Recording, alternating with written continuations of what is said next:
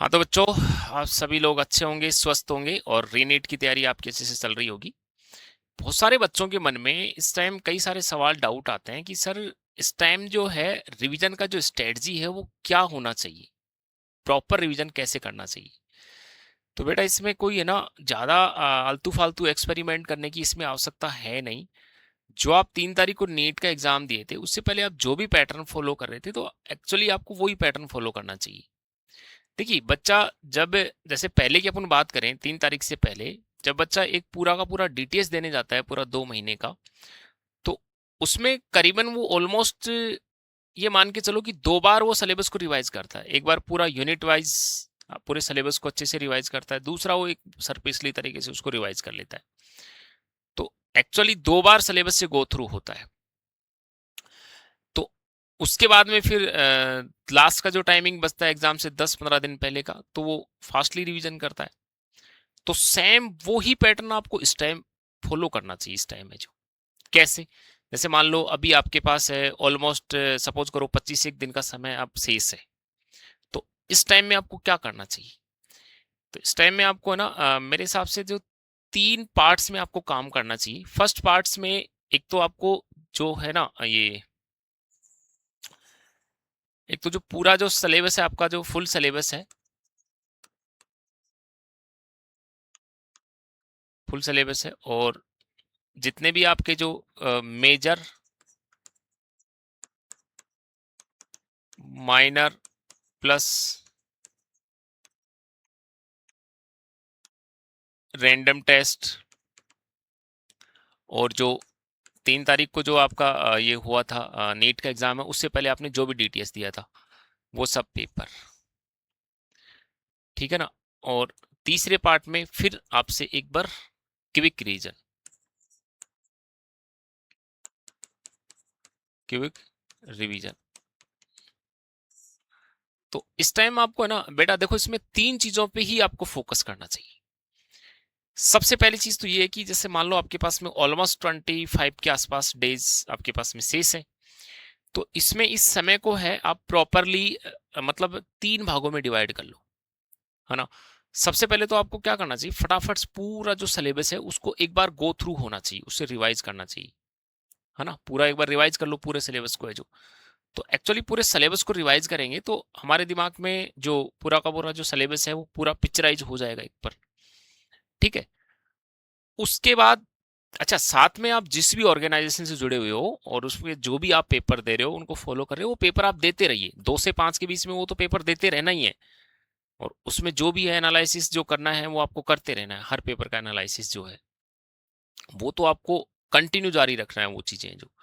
लेकिन उसके अलावा टाइमिंग में 2 से 5 के अलावा जो टाइमिंग में अपने हिसाब से जो शेड्यूल होना चाहिए वो कुछ इस तरीके का होना चाहिए कि पहले आपको जो पूरा का पूरा जो सिलेबस है उससे गो थ्रू होना चाहिए, ठीक है। पहला काम है कर लेंगे आप। उसके बाद में दूसरी जो बात है इसमें, आपने जो पूरी, आप ये देखिए पूरे साल भर में आपने कितने सारे टेस्ट दिए थे। आपने बहुत सारे माइनर टेस्ट आपने दिए होंगे, बहुत सारे आपने मेजर टेस्ट आपने दिए होंगे, है ना, और बहुत सारे रैंडम आपने दिए हुए होंगे। और लास्ट के टाइम में जैसे 3 तारीख को नीट का एग्जाम हुआ था उससे पहले आपने पूरा का पूरा डीटीएस भी दिया है। तो इन सब पेपरों को है आप पूरा का पूरा एनालिसिस करो कि आपके कहाँ कहाँ से आपसे गलतियां हुई थी इन पेपरों के अंदर, है ना, कौन कौन से क्वेश्चनों में आपसे सिली मिस्टेक्स हुई थी। तो पूरे जितने भी आपके पेपर लगे हैं सारे पेपरों का एनालिसिस आपको करना चाहिए। हर पेपर में आपको देखना चाहिए कि भाई कहाँ कहाँ पे आप में गलतियां हुई थी, कौन कौन से क्वेश्चन आपसे गलत हुए थे, ठीक है ना। और जो भी गलत हुए थे उन क्वेश्चनों का कंसेप्ट या तो आपके दिमाग में आ जाएगा, क्योंकि एक बार आपने क्विक रिवाइज कर लिया पहले, तो उसका कंसेप्ट आ जाएगा कि हाँ मेरे से ये इस टाइप से गलतियां हुई थी। यदि क्विक मतलब तुरंत दिमाग में नहीं आता है उसका कंसेप्ट, तो फिर आप जाकर के कॉपी को आप फटाफट से खोल के देख लीजिए कि इसमें क्या कंसेप्ट लग रहा है और कहाँ मेरे से गलतियां हुई है। तो ये चीजें करना बहुत जरूरी है। तो एक बार जितने भी आपके पेपर लगे हैं अभी तक है जो, उन सभी पेपरों का पूरा आप एनालिसिस करिए, ठीक है। और उसके बाद जो है आपको फिर से लास्ट में किस पे जाना है, एक क्विक रिवीजन पे जाना है एग्जाम से पहले। जैसे एग्जाम का ये लास्ट में रखना है, एग्जाम से जो भी है 8-10 दिन पहले का जो समय रहता है उसमें वापस से अपन को क्विक रिवीजन करना होता है, ठीक है ना। उस क्विक रिवीजन में क्या होता है कि एक्चुअली हमारी जो जो प्रॉब्लम्स थी जैसे मान लो कोई पेपर में कोई प्रॉब्लम्स वगैरह थी, यहाँ कोई डाउट्स वाउट्स थे, तो वो क्विक रिवीजन करते हैं, तो वहां पर थोड़ा बहुत दिमाग में वो चीजें आ जाती हैं। तो इस टाइप से आप अपना जो टाइमिंग है उसको मैनेज करके बेटा काम करेंगे तो बहुत ही सिस्टमेटिक तरीके से आप कर सकते हैं अपना मतलब सिलेबस से गो थ्रू आप हो सकते हैं। एक फाइनल जो टचिंग होता है सिलेबस को वो आप दे सकते हैं। तो तीन चीजों में मैंने बताया बेटा आपको।